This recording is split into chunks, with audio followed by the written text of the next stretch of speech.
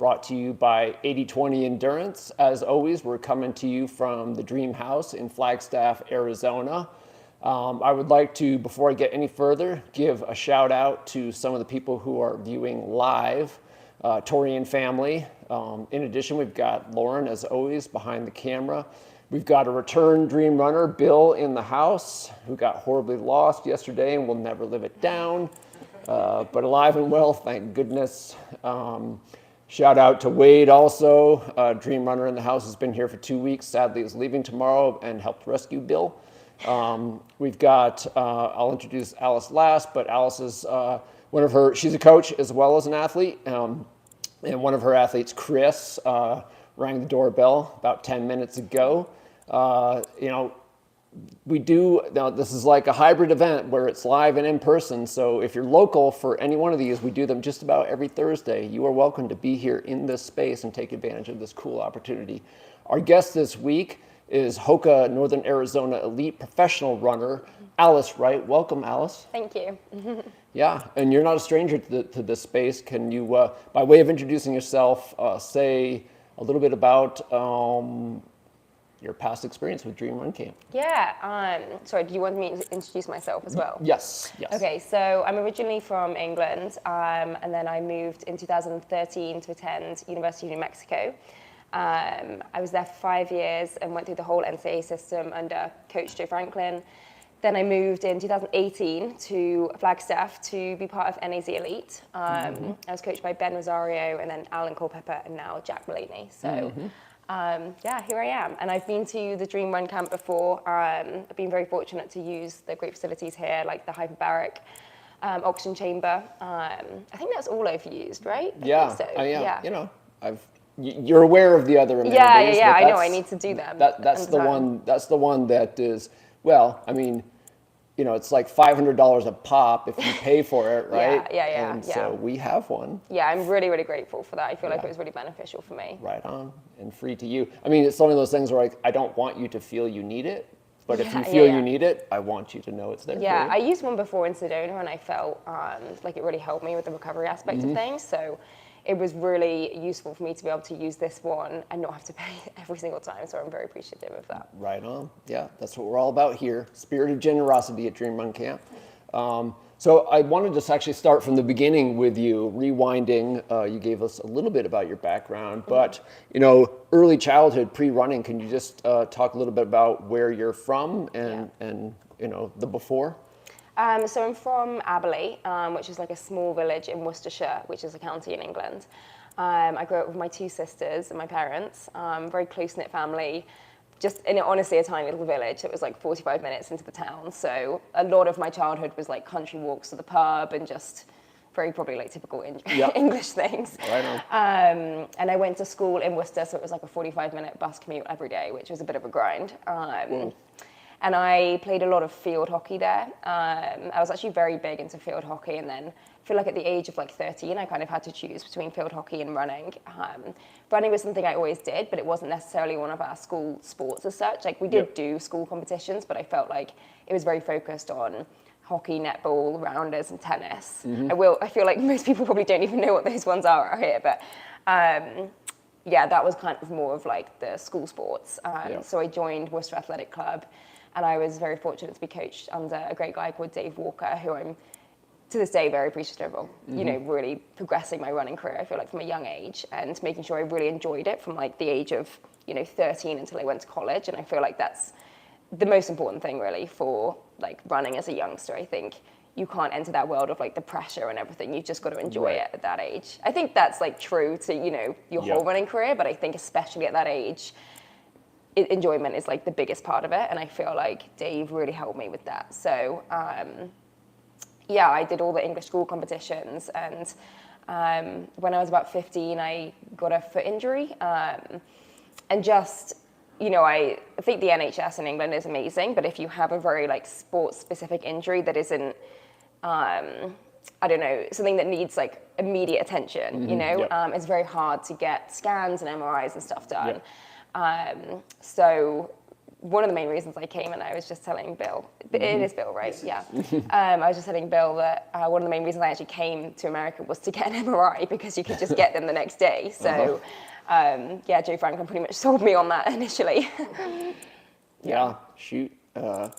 Yeah, so just rewinding a little bit, the athleticism, obviously you didn't just develop a love for running, thanks in part to Coach Walker, but you had a talent for it. Was there, did you get that from your mom, your dad? I wish I could say I did, but no, neither of my parents run. My sisters rode, and my eldest sister, she still rows. But no, honestly, my parents, no kind of inkling to Not run. athletic. I sometimes played tennis with my mom a little bit when I was growing up. But yeah, I have to say my parents probably wouldn't, I wouldn't put them on the running spectrum. Yeah. How about, because it's a very, it's a mentally intensive sport. So, the psychology that you bring to running, is any of that from inherited? Yeah, definitely. Yeah. I think the right gene, like my dad's gene is very like competitive and determined. Yeah. So I probably get that from him, and I would say probably my athleticism probably does come from my mum's side. My mum's dad was a cyclist. So I think, hopefully it was just like the perfect combination of genes. But I think, to be honest with you, like I grew up in Worcestershire. It is, it is a big county, but it's not one of the biggest ones by any means. And it was quite a small town kind of feel. And I think I was lucky that, I was, I guess, I hate the expression, like a big fish in a small pond, but I think that I didn't have a huge competition, I don't feel like, at the time. So it really fostered, I felt like I was, oh my God, I'm doing so well in these competitions. But had I actually been in America, who knows, like, where I would have come, because the depth is just huge out here. But it is funny now, because there are so many good runners in England that have actually come out of Worcester Athletic Club. Quite a lot of the top female runners seem to be, right now, to have all come out of Worcester Athletic Club. So, I don't know, I find that quite interesting, because it is a small town, really. Yeah. Shoot, I had another question queued up, but that's interesting, because, the great Arthur Lydiard said, like, you can find talent anywhere. It's like he was from tiny New Zealand, and then he coached, 3 people to medals at the 1960 Olympics. And it was because he was a really good coach and he knew how to create a culture. Is that sort of what is going on in Worcester? Yeah. I'd say so, probably. I think a lot of it for me was I loved like winning, and I was very fortunate that I could do that in like the school competitions. And I think that really like helped progress me as an athlete, because it just kind of gave me that, what's the word I'm looking for? Just like, I just wanted to continue to keep seeing like how far I could take it, really. So doing like the school cross countries, I really started off doing like cross country. The one thing I do regret not doing more of was like the shorter distances.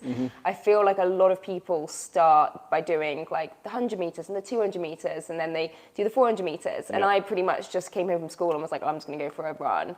And like, it was just all very endurance for me right from the beginning. And I feel like maybe I've missed out on a bit of like fast twitch kind of, I don't know, like development, like growing up, because I just went immediately into long distance running, and I feel like I skipped a few of the like maybe the sprints, right, which I'm paying for now. Well, water under the bridge.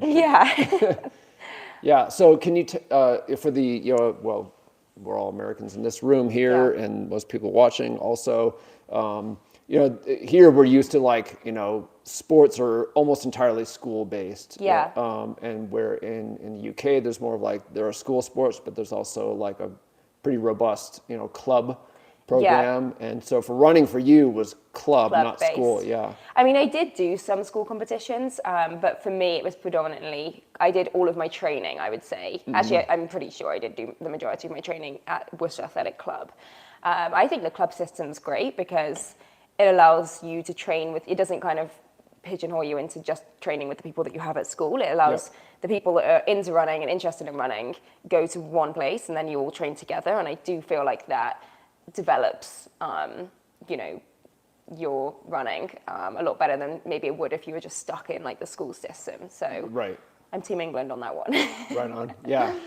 How about when you look further ahead? I know it was a little bit like accidental, like your reason for coming here was like Yeah. super specific. Yeah, random. Not kind of a master plan, but like, rewinding, if you were, if your mindset at that time was, Yeah. I want to see how far I can go with this sport. If if you'd understood like what the opportunities were at home and what the opportunities were here in Yeah. the States, I mean, would that have been a reason to come here independent of needing an MRI? Yeah, I think so. When my elder sister, she's 8 years older than me, when she went to university, it was free, I think, for everyone. And then when my second sister went to university, it was only free if you're doing, I think it was like medicine, like government-based jobs. And then I think for me, it was like a blanket, everyone has to pay. And so I think financials definitely went into it for me because it was like a full ride scholarship, which I think's like incredible and so lucky to have had that. I think that was huge. I always knew, like, I'd always had altitude as well as something like I'd always wanted to try. I didn't know a huge amount about it at the time, but I was telling Bill that Joe Franklin was saying, oh, Paula Radcliffe and Mo Farah and stuff have trained in Albuquerque. Like, you'd love it out here. And I think those were kind of buzzwords for me at the time. So I was pretty much sold on that. But I was pretty, like, I'm quite an independent person, and I do really value, like, I think I was maybe a little stuck in like the small town vibe, and I wanted to like do something kind of bold and go to America and just like break out of the system a little bit. So yeah, it was really like the thought of New Mexico and going somewhere completely different to like anywhere else was really exciting for me. And yeah, I don't look back on it at all. I'm so grateful that I made that decision. But it was very random, I have to say. Yeah. Yeah. Yeah, I mean, could you have imagined then? Because we're going back to what, 2014?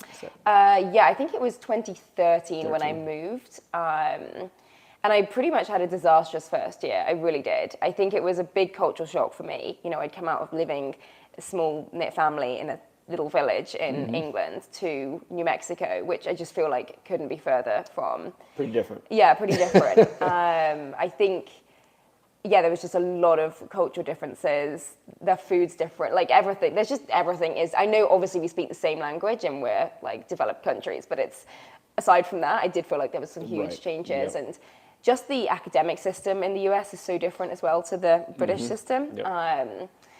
So that was shocking, and I was telling Bill that I'd visited Boston beforehand, and that was so much more similar to England. Right. Yeah. That I was almost. I knew it was like a desert, but I was just. I guess I was expecting it to be a little more similar to like Boston. I feel like Boston's more similar to England than it is to Albuquerque. It's New England. Yeah. Right. Oh yeah, of course, yeah. But anyway, yeah, it was like very different when I went there, and my running really suffered. I feel like in the first year, I call it my social networking year. Right. But then I felt like I got my act together. I went home like that summer, and I was like, I might lose my scholarship if I don't like buck up here. So then I kind of came back with a vengeance. That my sophomore year, right? That's the second year, and then. Fortunately, I redshirt my whole first year, so I kind of just had the rest of the remainder of my NCAA years ahead of me, which was great. So yeah. Like to open up the floor. Yeah, Wade is always good with the questions. Ready to go. Yes, I will hand you my mic so we can hear you.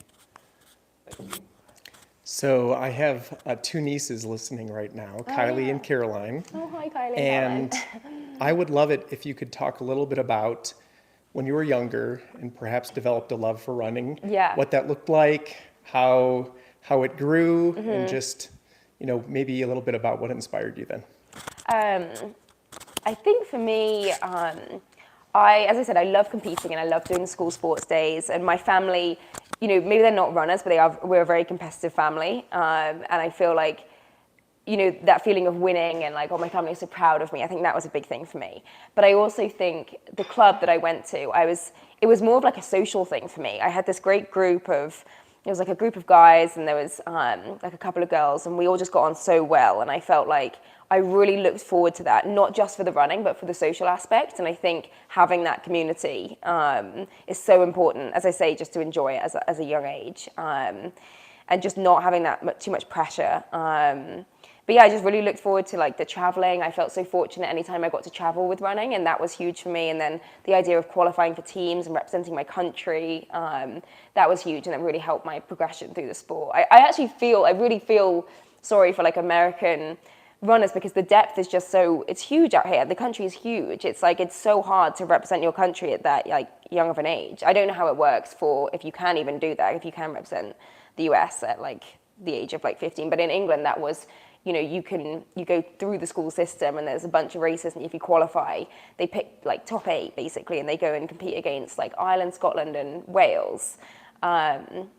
Which is kind of, I guess that's how you guys do like state competitions, right? And then you do like regionals, and then there's Foot Locker and everything, right? Yeah.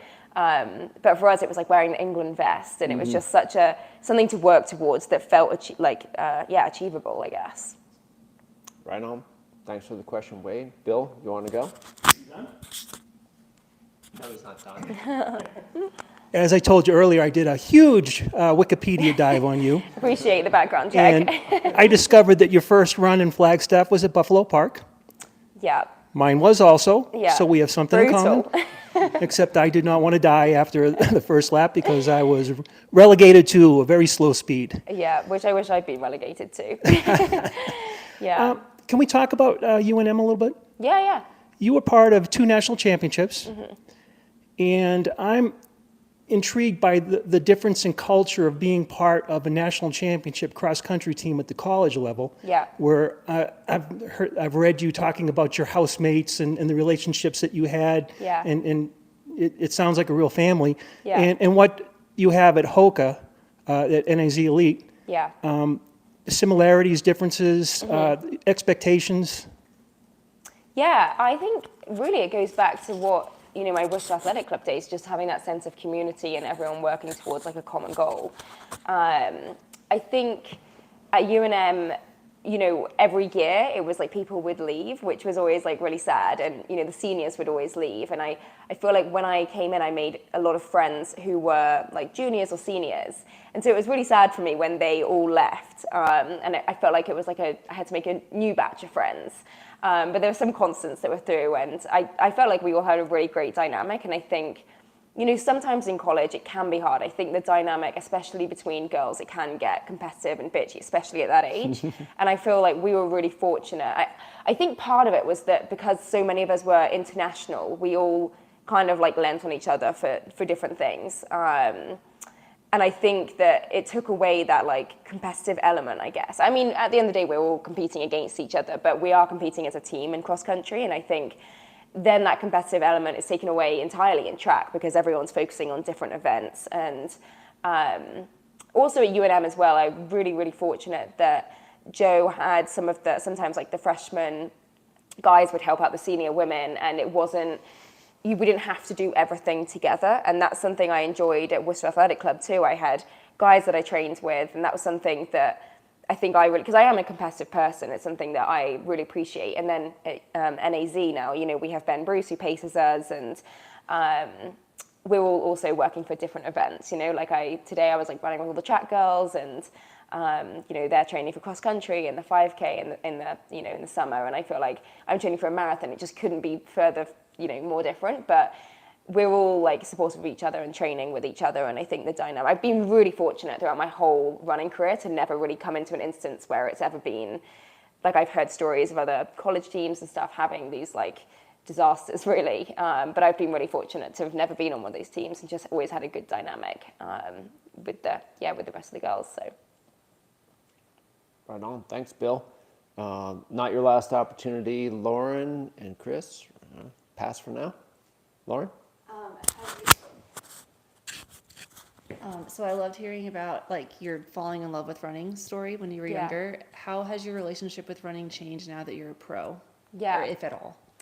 I think there's definitely more expectation and pressure from my side of things, really. As it is, you know, like I have a sponsorship, and like I'm not naive to the fact that, you know, you have to run certain times, and there are expectations that come with that. And I think, you know, that's just like, that's how business kind of goes, and I appreciate that and I respect it. So I think like there is that added element of like pressure that I have, and I also think as well, you know, when you're younger and like you don't know splits, like I never ran, like when I was at Worcester Athletic Club, I had no idea what I was running, what pace I was running. I'd just go for these runs and you just blast it, you know, or you'd run a 600 meter and I'd have no idea like what pace I ran. I just thought, oh yeah, I worked hard, like that was a great session. And I think, you know, now we've all got GPS watches and we're all like running to splits and we're all comparing to, oh, what did I run last time and everything. And it's all a bit more like pace and time and mileage like heavy, I think. And that's a big difference to the UK. I feel like everything's done, at least when I was there, it probably has changed now, but it was all done on like minutes. So you'd go for like an hour run. Whereas now I've definitely got caught up in like the mileage mindset of like I have to hit this certain amount of mileage a week. So those are kind of the drawbacks, I guess, of like compared to my first love of like running. But I think now, you know, if you'd told me when I was like 15, oh, like that's going to be your career, I would have just been like, I would have never believed you. My sister reminds me of this all the time. I'm like, this is my literal dream, like growing up. So on that end, like I feel so fortunate and like happy that I'm just like living out my dream. And I think as well, being able to like, you know, I traveled to Japan earlier in the year to race, like that's just a huge thing for me. And that's just amazing that I'm able to do that really, like with running. Obviously when I was like 13 or whatever, I'd never been able to do that. Traveling to like Ireland was a big deal for me. So yeah, just being able to like come to America and all the things, like all the opportunities. And I know it sounds so cheesy to say, but like all the friendships that running's given me, like I would say pretty much all of my good friends have come from running in, you know, some shape or form. So yeah, I'm very grateful to running for that as well. Right on. Thanks, Lauren. Yeah. So in answering that question, you know, you mentioned that this was a dream from a relatively young age. What was Plan B? Gosh, I think I was a bit, you know, put all my eggs in one basket, if I'm Yeah. honest. I think Plan B, it's tough because I think really Plan B even like now, you know, is like I'm not naive to the fact that there is life after running. Yep. I think business is what it's going to be for me. I was fortunate, like I managed to get an MBA at UNM, and I feel like that's quite a flexible one where you can kind of go in many different Yep. ways. Obviously, I've got my coaching as well, which I really enjoy doing, and I find that really fulfilling. And in a weird way, like inspiring, genuinely. Like, I mean, to be honest, I see Chris do like back-to-back marathons all the time and just manage to spring back for them. Yeah, I think it's been really cool for me to coach other people and see what they're capable of and different mindsets that people have too. That's been great for me. So whether I like pursue coaching more or whether I think that's kind of business as well. And like really focus on the coaching business, that might be an option for me. So that's probably Plan B. I think when I was younger, hockey was probably like my Plan B. I was always going to be sports or something competitive, and I feel like business probably lends itself to that as well. Yeah.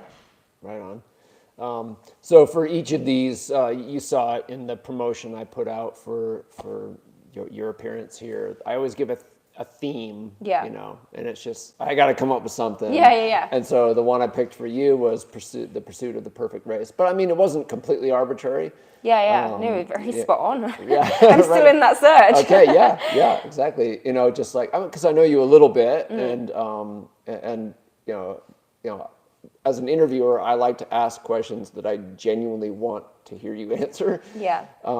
And so just kind of leading into that theme, what can you identify the greatest race you've had, the most satisfying race you've had up to this point? Yeah, gosh, I think it's probably a toss-up between Houston Marathon and then probably the first year I got like second at NCAAs. I feel like that was... In cross country? No, in track actually, in the 10K. Oh, okay.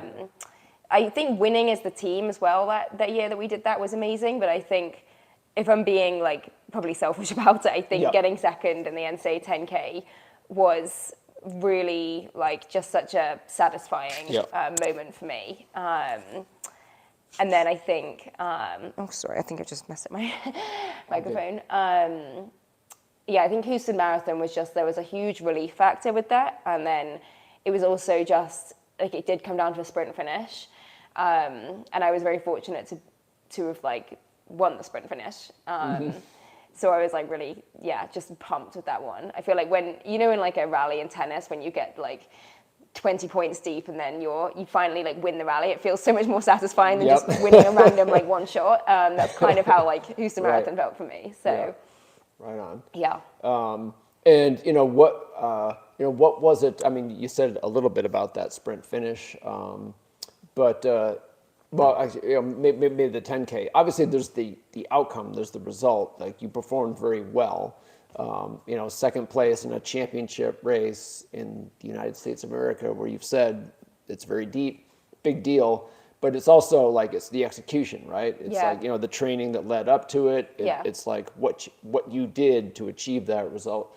Can you talk a little bit about like how you define a great race in those terms? Is this for NCAA 10K or Houston? Which one were we talking Oh, about? sorry.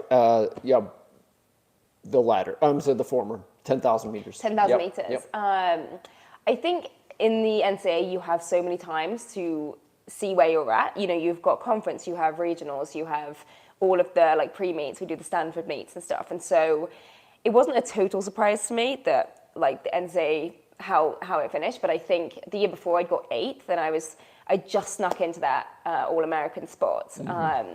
And so in the 10K to like get second was a shock, but also not like I was definitely expecting I was hoping to be in that top 8. I would have been very disappointed if I hadn't have been that year.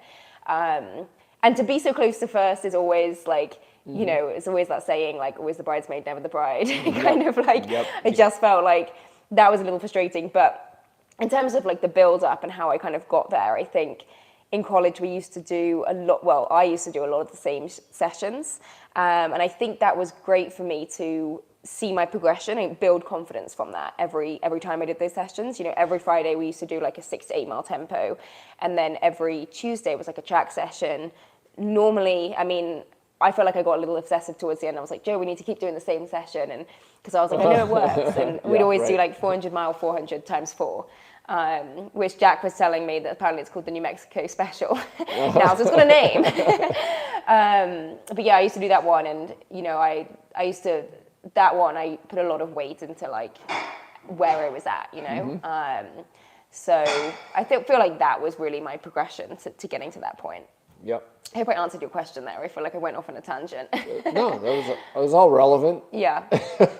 Yeah. So then, casting your mind ahead, like one thing that like, I mean, pretty much every athlete, every runner, if you ask them like, do you believe that your best performance is still in front of you? Like almost everyone says yes. I mean, there are folks who like have been running for decades and they've aged beyond that possibility. Yeah. And then they have different sorts of goals or whatever.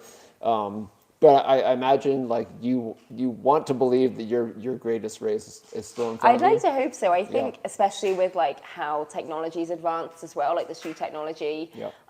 We've got like super shoes now, and I think objectively, like I will run faster than what I did in college just because of that. And I think as well, I was going to say something else, but I can't remember. But yeah, the shoe technology. And also, I know what I was going to say is I feel like in college there were so many things that I'm quite a stubborn person, and I refused to do any type of strength in college because I felt like every time I did strength I got injured, and that's really been rewired in my brain that actually strength prevents injuries, and that's probably why I got injured. So I think now that I've added strength work into my training, I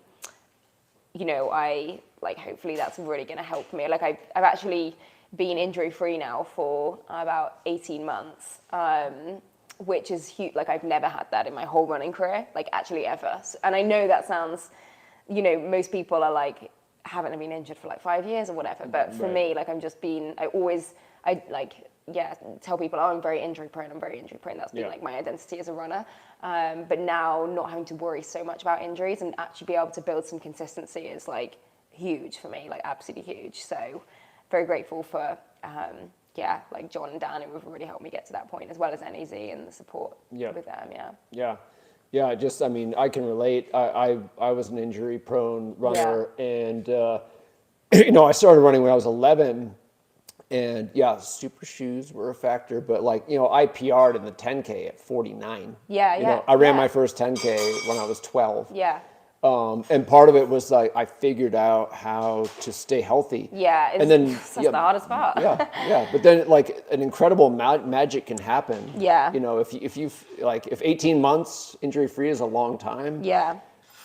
It's almost like aging in reverse when you can stay healthy, and then sky's the limit. Yeah, well, I hope so. I just, I'm really, really like excited that I've managed to stay injured. I feel like I need to touch wood. Touch wood. I almost did that. Yeah.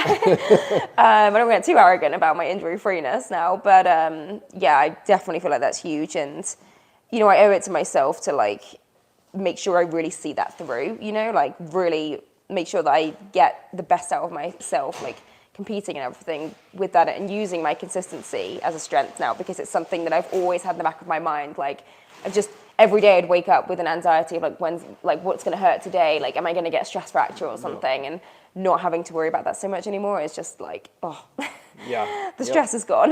Yep.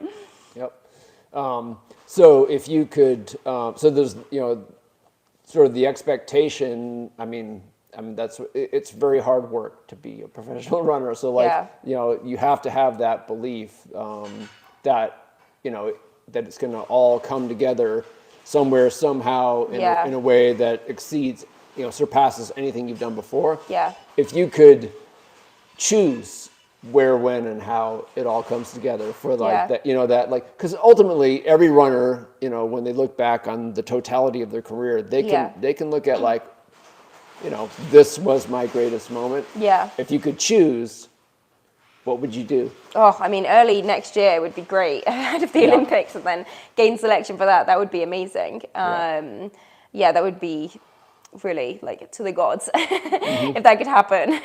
Be very grateful. But yeah, it would be ideal. I think the marathon, it's such a different event to like cross country and 10K, and I think in college you're racing so often that, as I was saying, you're able to like check yourself all the time. Like, where am I at? And I think, and you're racing on a track, or cross country is very different because it's like, you might do the same courses over and over again, but no one ever really, it's more about how you're racing. But I think in the marathon, it is quite time focused, the marathon. And I think it's just, there's so many variables when it goes to marathon. The course you're running on, the weather, like the competition, do you have people to run with? Like, have you got pacers? Like, how's your stomach feeling? Like, how's the fueling? Are you going to miss a bottle? There's so many variables that it's actually very hard to nail a marathon. And I feel like Houston was like kind of a glimmer to being able to do that, or like the light at the end of the tunnel, I would always say. But I feel like I've yet to kind of really, I think, reach my potential in the marathon, and that's kind of something I'm on a quest for now. I always said I'd be ready to move to the marathon when I broke 32 in the 10K, and I did that by the skin of my teeth, but I did it. So I moved to the marathon, and I feel like now I've just got some unfinished business in the marathon that I'm, desperate to achieve. Right on. Wade, you got another question for us? So if I were to look back on the last 2 weeks here, one of the themes that we keep coming back to in Coach's Hours with Matt is this idea of suffering. Yeah. And it's been something that I'm really trying to explore more and more. Yeah. Mm-hmm. There's this weird aspect where I'm already kind of bought into it because of self-selecting into this sport, but it's also something I'm afraid of and I'm working through. Yeah. And I would just love to hear a little bit more from you, someone who's gone through all of this and is now a pro. Yeah. How do you think about suffering? How much does it factor into what you do? And any other thoughts related to that? I think, unfortunately, I'm at the point now where I really fear like hard workouts and races, because I know like how much suffer I'm about to go through. And it's something I've been like actually really working on to try and like change that in my brain, because I think it's very normal to be nervous about racing, but sometimes I think like, why am I nervous? Like, what is it that I'm nervous about? And I'm like, it is actually the pain that I'm nervous about. It's like, when you're about to have an injection and you can see them, or like take your blood or something, and you think, you get nervous all of a sudden. It's kind of like that. Like, I'm like, I know it's going to hurt. But I think what I've been doing recently is like actually in the session or in the race, I think to myself, like, is it actually as bad as I was fearing it to be, the pain? And I think often it's the fear that's worse than the pain itself. And that's been really helpful for me to like overcome the idea of suffering. Because let's be honest, like I know like running itself and like pushing yourself is something that we all like enjoy doing, which is a bit psychotic when you think about it. But I think no one, like, let's be honest, no one thinks, oh yeah, I want to really suffer today. I know people say it and they say like embrace the suffer, but actually it is something that you're like, oh God, like I don't really want to be in pain, to be honest. Like we always like, it's a natural like human reaction to avoid pain. But I think trying to rewire it in your brain as to like, is it actually as bad as what I'm fearing it to be? And normally it is just a fear that's worse. So that's probably my best advice when it comes to like dealing with that feeling or the fear of suffering compared to actually the feeling of it. But when it comes to actually like the suffering itself and like pushing through that barrier, I think a lot of it for me comes from like my competitive nature. That's not necessarily with my competitors, but more with myself. I'm very hard on myself. I'm like definitely, a perfectionist, obsessive, like as I feel like most athletes are. But I think I'm very just like hard on myself and constantly comparing myself to myself. And so I think that helps me push through that kind of barrier of suffering. Yeah. Right on. Well done, Wade. Bill? Sure. Back to UNM. Yeah, UNN, the good old days. In a past life, I had the privilege of dealing with freshman athletes in the sport of softball, college softball. Yeah. And for 2 years, I was responsible for freshmen. And I'd say if we had an incoming class of 4 kids, I'd probably have at least 3, maybe 4, that would come in and want to go home, want to quit, want to transfer. Yeah. You struggled your freshman year. You're far away. Yeah. You're very close with your family. How'd you get through the year?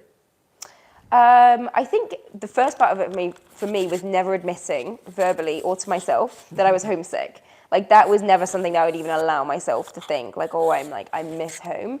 It was more for me, the struggle aspect was more the frustration. I wasn't performing.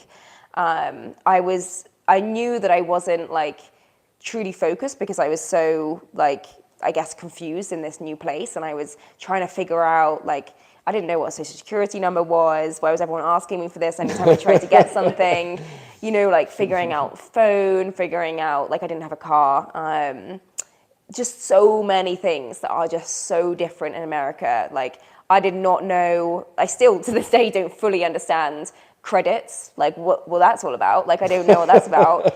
I was used to, like, in England, in your last, like, I would say 3 years, you really only specialize on about 4 subjects. So for me, having to do like English again and like, all these classes that I wasn't used to doing was like just so overwhelming for me, very overwhelming. And so I think that's more where the struggle came from. But never once was I like, oh, I'm going to move back. It was more just like, I need to figure this out. Like, I've got to get this sorted.